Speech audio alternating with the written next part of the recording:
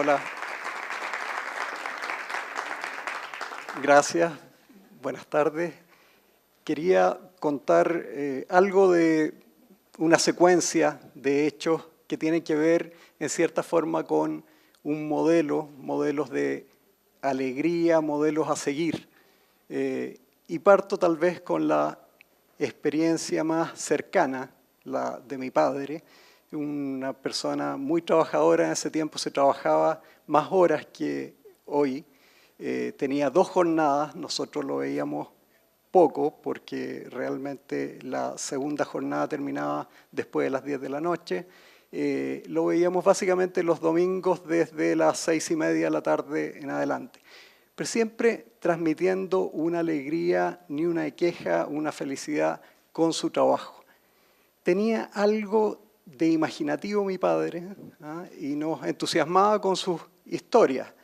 Él, en una época previa a la computación, era operador de máquinas National, que eran unas máquinas así donde se introducían datos para que otras personas lo usaran. Era un digitador. Y nos contaba que él era muy preciso porque había que ser preciso, tenía que poner los datos exactamente donde tenían que estar para que los ingenieros, los profesionales, lo usaran bien y no se equivocaran. Decía también que él era el más rápido del mundo, que no había una experiencia más rápida, y la verdad es que cuando crecimos ya empezamos a darnos cuenta que había cierta mitología, porque esto me evocaba más bien al campeonato del mundo del himno nacional, donde Chile dicen que salió segundo después de la Marsellesa, y la verdad es que no parecía muy creíble de que hubiera habido un campeonato mundial de operador de máquinas National. Pero bueno, así nos entusiasmaba, así transmitía su alegría. Y eso permeó también su perseverancia en sus 5 hijos. Muy perseverante en el sentido de que se cayó varias veces y de la caída se levantaba. Y ahí creo yo que saqué un doctorado en perseverancia, porque la verdad es muy de chico, a los 8 años, recuerdo haber postulado un concurso, no un concurso, era un programa de televisión de niños pequeños que daban consejo al resto, y escribí para que me aceptaran. Y bueno, y fui, me aceptaron, entre comillas, pero me hicieron esperar como 5 meses. Yo iba todos los martes, esperaba que me aceptaran y no me llamaban. Pero volvía el otro martes y así. Hasta que un martes me llamaron y quedé estable. O a los 14, cuando fui a probarme para ser rugbyista, y yo tenía 42 kilos y 1,50 m, y el entrenador me aceptó pensando que tenía 11 años.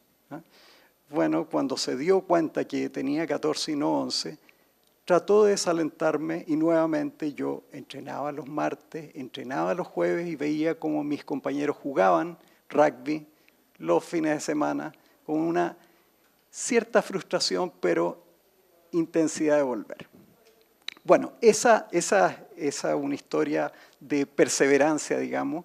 No hay un gran final feliz ahí, pero también viene después algo que cambia un poco la vida en la universidad. A mí, cuando tuve un puntaje razonable para entrar a la universidad, mi profesora de matemáticas me dijo: oiga, Paredes, usted no se crea, usted tuvo suerte y lo van a echar rápido.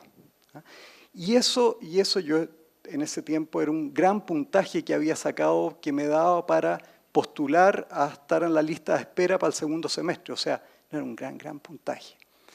Bueno, así las cosas, digamos. Estudié, trabajé, estudié economía, entré a estudiar ingeniería comercial, donde me motivaba fundamentalmente ganar dinero. Ese era el estatus, y ganar dinero, porque la verdad es que uno tiene sus historias, y mi historia era un poco querer sacar a mi familia o dar mejor calidad de vida de la que tal vez mis papás, gente de clase media, habíamos tenido.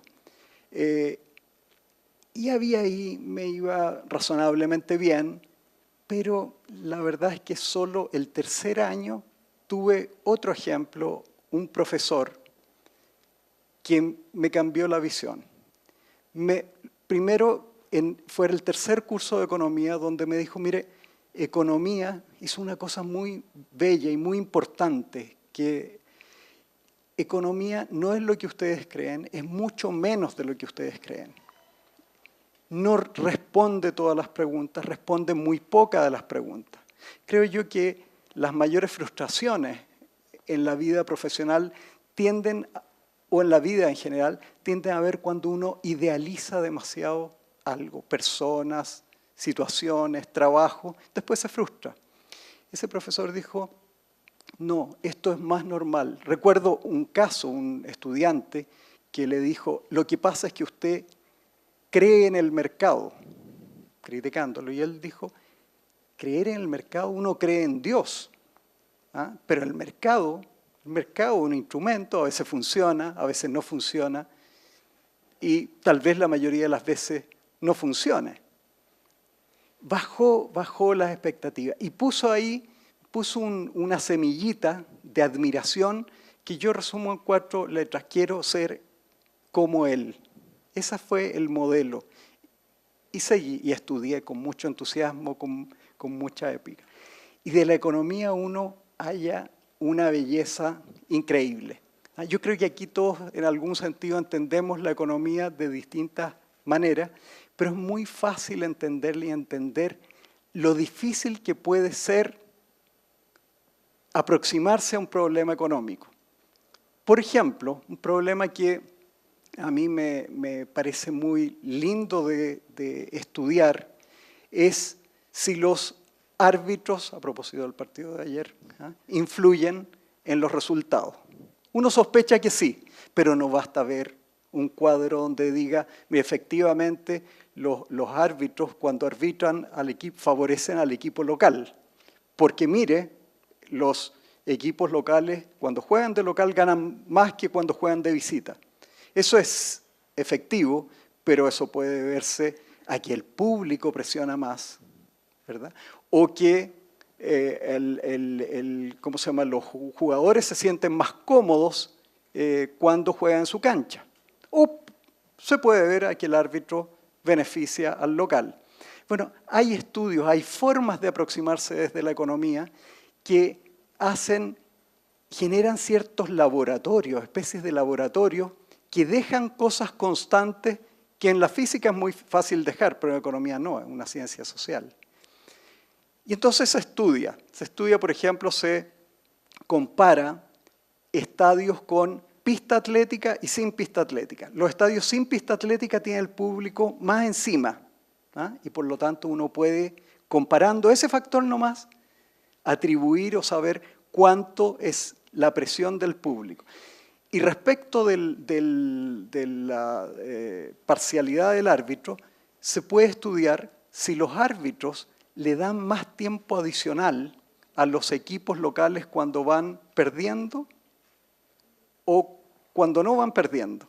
¿Se fijan? Se puede hacer economía y llegar a resultados de comportamiento social. Pero la verdad es que siendo la economía muy bonita, a mí me faltaba un poco más de épica. Y hablo desde mi visión, donde he encontrado la épica a la economía y tiene que ver con la política pública. La política pública es esa que afecta la vida de muchos.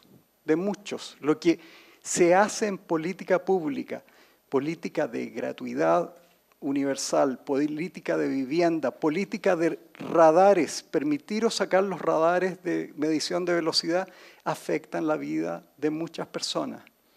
Y ahí uno, en mi caso, encontré cierta épica, cierta belleza adicional al estudio de la economía y al quehacer de la economía.